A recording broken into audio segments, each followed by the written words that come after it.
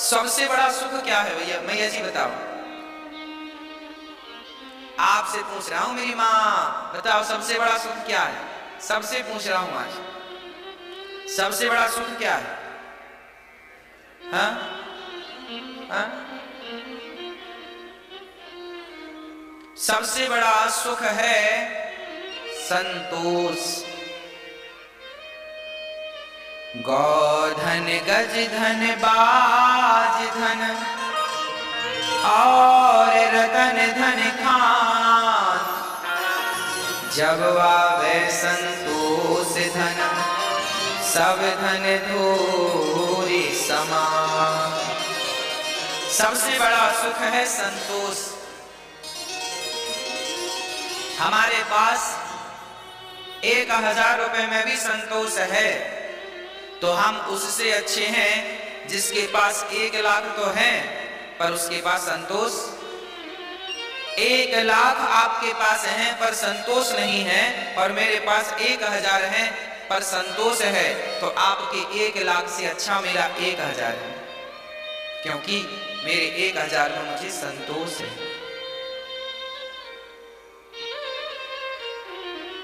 संतोष सबसे बड़ा धन है। आज का प्राणी दुखी क्यों है? क्योंकि उसके पास कमी दौलत की नहीं है, कमी संतोष की है। इसलिए संतोष आवश्यक है। सुदामा संतोषी ही तो थे, फटे कपड़े पहनकर चलते थे, ना बंगले की कभी चाहत रखी, ना पेट भर खाने की कभी चाहत रखी, बस कृष्ण कृष्ण जपते थे।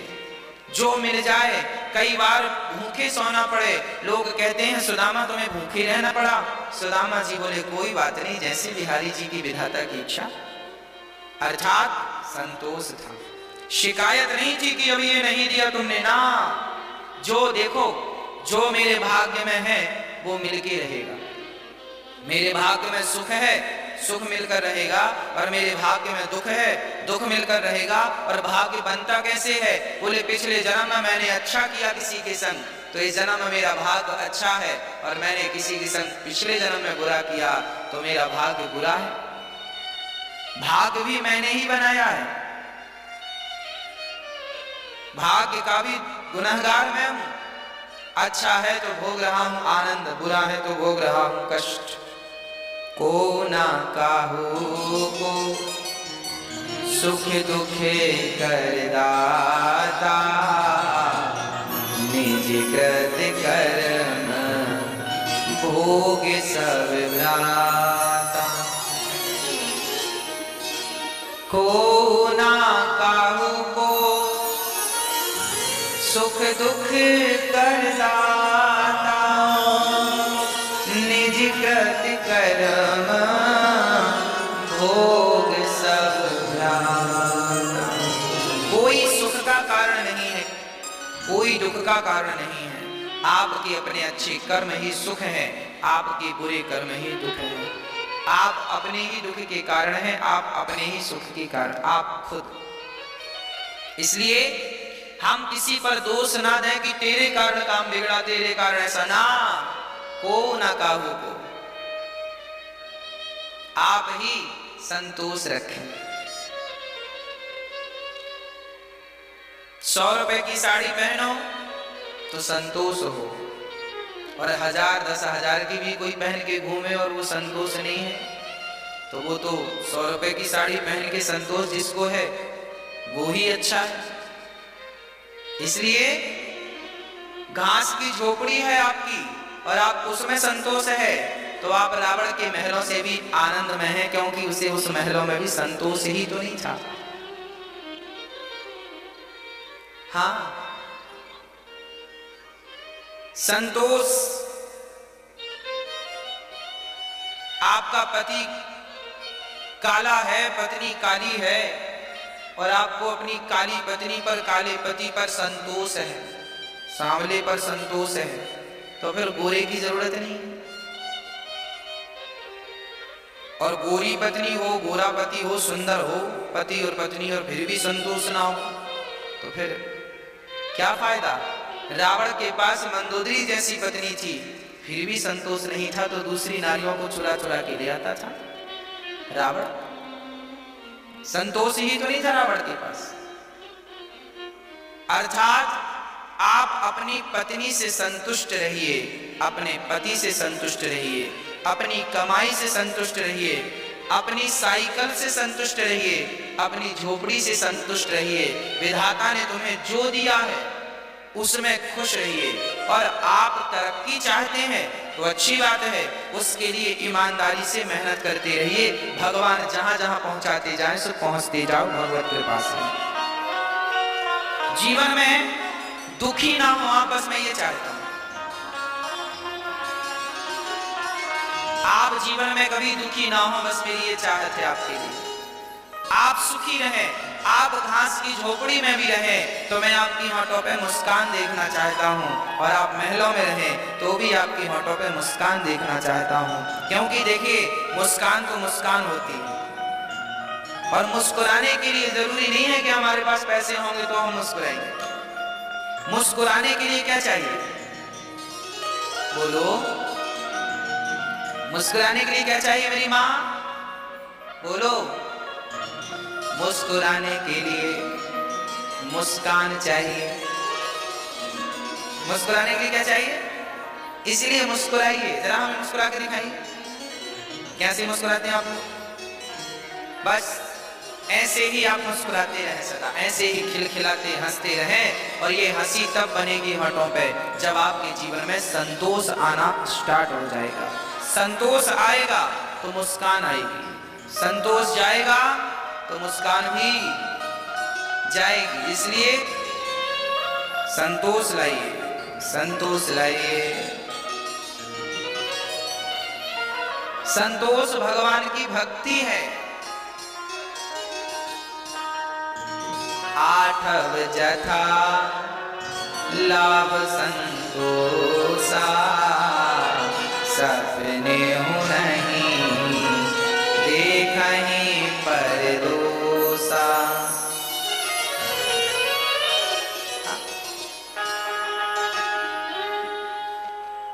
भगवान ने जो दिया है उसमें संतोष। भगवान का धन्यवाद।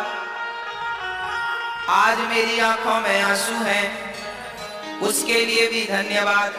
और आज मेरी होठों पे मुस्कान है, उसके लिए भी धन्यवाद। आंखों में आंसू हो तो शिकायत ना हो, और होठों पे मुस्कान आ जाए तो अहंकार ना हो। नारद जी ने कहा, व्यास जी आप बड़े उदास हैं, बड़े दुखी हैं, बड़े परेशान हैं, आपकी परेशानी का कारण क्या है? तब व्यास जी ने कहा, मैंने 17 पुराण लिख डाले पर शांति का अनुभव नहीं कर रहा हूं। तो कहां से मिलेगी शांति? तब नारद जी ने कहा, जब तक भगवान की कथाओं को, लीलाओं को, बाल चरित्र को, भगवान की बाल लीलाओं का निरूपण नहीं करेंगे तब तक आपको शांति मिलने वाली नहीं है। शांति कब मिलेगी? जब आप भगवान की बाल लीलाओं का निरूपण करेंगे। कैसे करें? भागवत लिखो। नारद जी के आदेश पर व्यास जी ने भागवत लिखना स्टार्ट किया। नारद जी ने कहा, मैं दासी पुत्र बना था श्राप के कारण। अच्छा, जब नारद जी का जन्म हुआ, नारद जी के पिता कौन? ब्रह्मा जी। जब नारद जी का जन्म हुआ तो ब्रह्मा जी ने नारद जी से कहा, नारद जी विवाह कर लो। नारद जी ने कहा, हम विवाह नहीं करेंगे। तो ब्रह्मा जी को बड़ी गुस्सा आई, बेटा बात नहीं मानता। तो ब्रह्मा जी ने श्राप दे दिया, जाओ तुम शूद्र हो जाओ, बात नहीं मानते हो पिता की। नारद जी ने कहा, कैसे निर्दयी पिता हो तुम, हमें शादी करा के और हमें संसार में बांधना चाहते हो। अरे हम तो भगवान के भजन में लगना चाहते हैं, और आप जबरदस्ती कह रहे हैं शादी कर लो, शादी कर लो। हमारा मन भगवान में है, हम क्यों कर ले शादी? और आपने हमें श्राप दे दिया, तो जाओ हम भी आपको श्राप देते हैं, आपकी 12 कल्प में पूजा नहीं होगी। आज ब्रह्मा जी की पूजा नहीं होती ना, कहीं होगा। ज्यादा जोर जोर से बातें नहीं करते। और कई लोगों की आदत होती है, यदि उनको लड़ने का जरा मन है ना, जेठानी ने कुछ कह दिया, देवरानी ने कुछ कह दिया, सास ने कुछ कह दिया, बहू ने, तो वो धीरे धीरे बात है, वो ऐसी बात करेंगी कि पूरा मोहल्ला सुने, जबरदस्ती सुनवाना चाहती हैं, हमें सुने, आओ इकट्ठे हो जाओ, हम स्पीकर लेके खड़ी, आओ आओ आज हमारे घर में महाभारत और आओ तुम भी सुन लो, तुम भी सुन लो। कुछ महिलाएं होती हैं ऐसी, धीरे धीरे बात करती नहीं है, वो चीख चीख के पूरा मोहल्ला सुने, पूरा गांव सुने। पुरुष भी कुछ ऐसे होते हैं, कुछ पुरुष भी ऐसे होते हैं दो कौड़ी के, धीरे धीरे बात करते ही नहीं, वो पूरा मोहल्ला इकट्ठा कर लेते हैं। हमारे गांव में एक घर था, वो जब अपने बेटे को किसी गलती से मारा करती ना, तो मारा भी ऐसे करती पूरा गांव सुने, चिल्ला चिल्ला। अरे क्या जरूरत है, तुम्हारी जबान ऐसी होनी चाहिए कि तुम्हारी आवाज कमरे के बाहर ना जाए, ये तुम्हारी शिक्षा है, यही तुम्हारे संस्कार है। तुम लड़ाई भी कर रहे हो ना, कुछ बातें भी तुम्हारी हो रही हैं, तो आहिस्ता धीरे धीरे, संस्कार वालों जैसी, कुत्ता बिल्लियों जैसे लड़ने लगते हैं इंसान। मतलब आदमी ना संस्कारहीन है, बने बड़े टिप टॉप है, बड़े अच्छे लोगों के बीच में बैठते हैं, बड़े सूट बूट पर रहते हैं, पर जब मुंह खुलता तो पता चलता तुम्हारे मुंह से नाला निकल रहा है।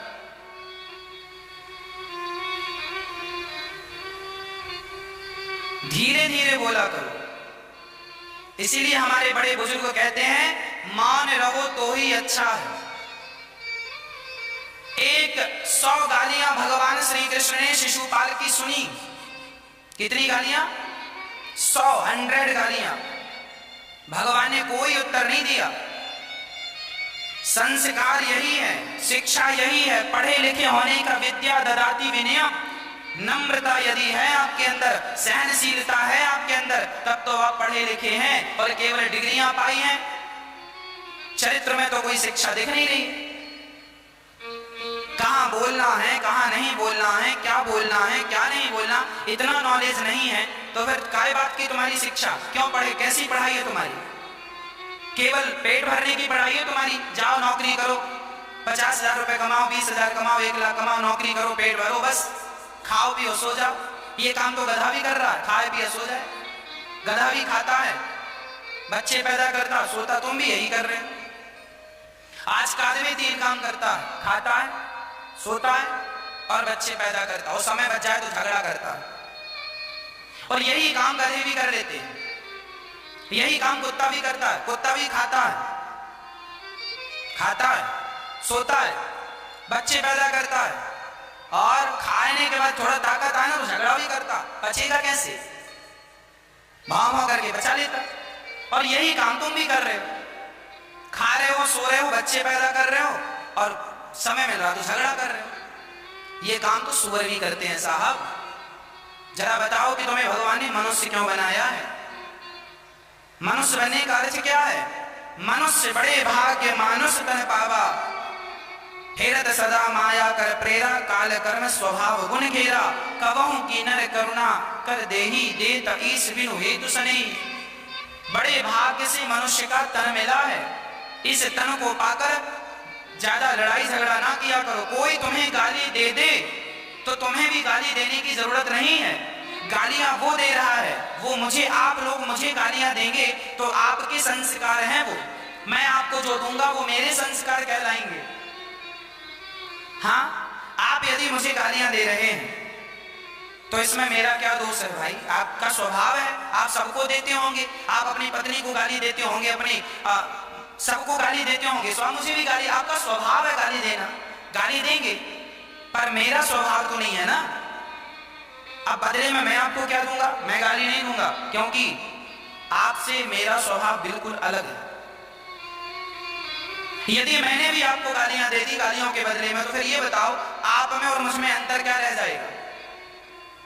सास ने गालियां दी और बहू ने भी गालियां दे दी, तो फिर बताओ, बहू तो पढ़ी लिखी है ना आज के जमाने की, सास तो चलो कम पढ़ी लिखी है, उसने गाली दे दी तो तुमने भी तो गालियां दी, फिर उसमें और तुम में अंतर क्या रहा? अरे बड़े तो तुम तब बनोगे जब सारी गालियां सुनकर भी चुप रहो। जब तुम चुप रहोगे ना, तब तुम बोलने के अधिकारी हो कि साहब देखो इन्होंने इतनी गालियां दी पर हमने कोई उत्तर, तब तुम श्रेष्ठ माने जाओगे। वाह आपने ऐसी गालियां खा ली और फिर भी आप संतुलित रहे, चुप रहे, तब आपको समझदार बोला जाएगा। और आप दोनों बालकनी में खड़े होके और जो जोर जोर से गालियां दे रही हूं, मोहल्ला सुन रहा है, इससे ना तुम्हारी रेपुटेशन कम होती है। लोगों को अच्छा नहीं लगता, हमें तो अच्छा नहीं लगता कोई झगड़ा करे, और आप लोग तो झगड़ा करते ही जाते हैं। जिस घर में झगड़ा है, जिस जीवन में झगड़ा है, वहां सुख शांति और समृद्धि कभी नहीं आएगी, अन्नपूर्णा मां कभी नहीं आएगी। इसीलिए शांति शांति। भगवान श्री कृष्ण ने 100 गालियां सुनी, शांत रहे। जब अति हुई तो अति सर्वत्र वर्जये, सिर काट दिया भगवान ने। भगवान ने गालियां नहीं दी, दंड दे दिया, खत्म। एक आदमी रह रहा था अपने घर में, उसका पड़ोसी बड़ा दुष्ट था। उसने सारा कचरा उठाया और सारा कचरा उठाकर उसके घर के आंगन में डाल दिया। उसने निकलकर देखा, यार अभी अभी तो मैंने झाड़ू लगाई और मेरे पड़ोसी ने, बड़ी गंदी आदत है, सारा कचरा मेरे घर में। उसने झाड़ू उठाई और सारा कचरा पड़ोसी ने डाला था ना। शहरों में अक्सर ये चीजें देखने को मिलती हैं, ऊपर जिसका घर है तो ऊपर वाला कचरा नीचे वाले के घर में डाल देता, चलता है। उससे लगता है कि हम होशियार हैं, और उसे कोई समझाए कि तुम ही सबसे बड़े गधे हो।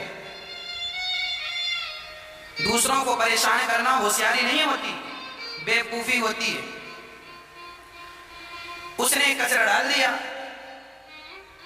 कचरा उसने झाड़ू उठाई, डस्टबिन में डाला और अपने घर से आम, अंगूर, केला, अनार, सेब, पपीता, सारा फल फूल निकाला, टोकरी तैयार की और उसके घर चला गया जिसने कचरा इसके घर फेंका था।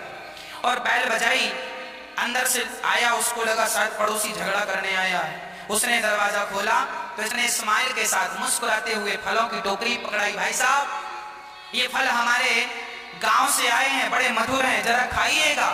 वो आदमी पानी पानी हो गया, यार क्षमा करना दोस्त, मैंने ही तेरे घर में कचरा डाला, पर तेरा स्वभाव इतना अच्छा, मैंने तेरे घर कचरा डाला और तू मेरे को फल खिला रहा है, ऐसा क्यों?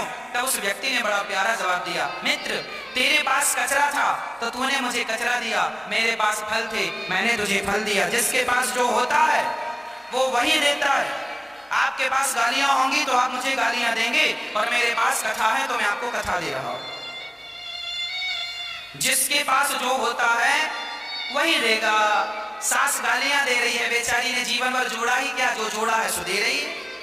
सोना चांदी जोड़ा होता तो सोना चांदी देती, बेचारी ने गालियां अपनी सास से सुनी और आगे तुमको पेस्ट करती जा रही है। उसके पास वही वही है। तुम्हारी बहू गालियां दे रही है तो और दे भी क्या सकती है बेचारी। अच्छा है कुछ दे रही है, कुछ ले तो नहीं रही है ना, ले लो जो दे रही है, अच्छा कुछ तो दे रही है, ना देने से अच्छा कुछ दे रही है। जिसके पास जो है वो दे रहा है। नदी के पास पानी है, नदी पानी दे रही है। वृक्षों के पास फल है, वृक्ष फल दे रहे हैं। गुरुजी के पास ज्ञान है, गुरुजी ज्ञान दे रहे हैं। बबूल के पास कांटे हैं, बबूल कांटा दे रहा है। गुलाब के पास खुशबू है, गुलाब, जिसके पास जो है वही तो दे रहा है। बबूल कांटा ही तो देता है। बबूल क्या देता है मेरी माँ? कांटा। गुलाब क्या देता है? खुशबू। जिसके पास जो है वो दे रहा है। तो आपके पास जो है वो आप देंगे। आप अपने सास को क्या दे रहे हैं? वही जो आपके पास है। आप अपनी बहू को क्या दे रहे हैं? वही जो आपके पास है। आप अपने बच्चों को क्या दे रहे हैं? वही जो आपके पास है। संस्कार होंगे तो संस्कार दोगे, और दुष्टता होगी तो दुष्टता दोगे। इसीलिए कहा करता हूं, बच्चों की गलती नहीं है, हमारी गलती। हम सही रास्ते पर चलें, हम अपने जीवन में अनुशासन से चलें। देखिए, आप अनुशासन में रहेंगे तो आपके आसपास के लोग अनुशासन तोड़ने की कोशिश नहीं करेंगे। आपको इन समझदारियों का परिचय देना चाहिए, गंभीर होना चाहिए। बात बात में प्रपंच और झगड़ा शोभनीय नहीं है, ये बिल्कुल संस्कार के खिलाफ है। ध्रुव जी महाराज को मां ने उपदेश दिया है, बेटा जा, तेरी मां ने अपमान किया है, जा तब कर। सच्ची कहा है तेरी मां ने, तब कर। नारद जी गए, रास्ते में सच्चे गुरु मिल गए। कौन से? श्री देवर्षि नारद जी। नारद जी ने कहा, बालक कहां जा रहा है? ध्रुव जी ने कहा, मैं अपने भगवान को प्राप्त करने ऐसी गोद में बैठूंगा जिस गोद में आज तक कोई ना बैठा। नारद जी ने कहा जंगल बड़ा खतरनाक है, चला चला जाए यहां से, जंगल में बड़े बड़े जानवर हैं, खा जाएंगे। नारद जी ने डराया, पर ध्रुव जी की अटल भक्ति थी। गुरुजी बिना भगवान को पाए हुए अब जिंदा शरीर नहीं जाएगा, मर जाऊंगा तो लाश भले चली जाए, पर जीते जी तो भगवान को प्राप्त किए बिना मैं लौटकर नहीं जाऊंगा। अब मुझे भगवान को प्राप्त करना है, आप कोई उपाय बताओ। देखिए भगवान को पाने का जो संकल्प है, इसीलिए कहा करता हूं भगवान के भजन की शुरुआत लड़कपन से हो, जवानी से हो, बुढ़ापे का इंतजार ना करना। आप लोग ना बुढ़ापे, आज हम जवान जवान बच्चों से कहते हैं बेटा कथा सुना करो, अरे महाराज जी कथा तो बूढ़ों को सुननी चाहिए, जवानों को क्या सुनवाएं, ये कथा कोई जवानों की? तो एक बात याद रखना, कथा